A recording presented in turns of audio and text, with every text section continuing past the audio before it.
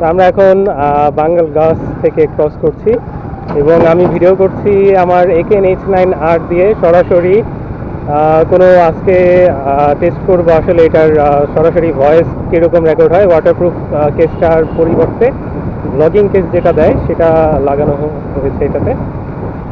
তো জানি না কীরকম ভয়েস হবে এটাতে।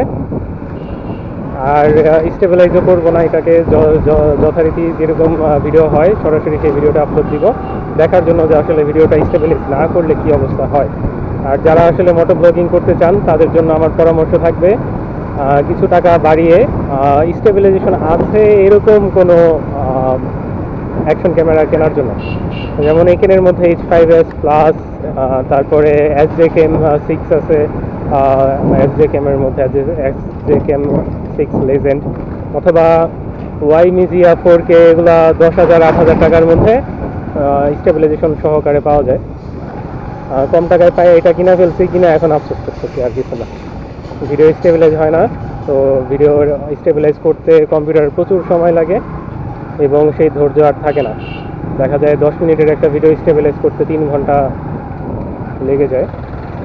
তো যারা মোটো ব্লগিং করার জন্য অ্যাকশন ক্যামেরা কিনবেন তারা অবশ্যই একটু মিনিমাম 10,000 বাজেটে একটা SJCam-6 লেজেন্ড অথবা ওয়াইমিজিয়া 4K, মোট কথায় স্টেবিলাইজেশন আছে এরকম একটা ক্যামেরা কিনবেন।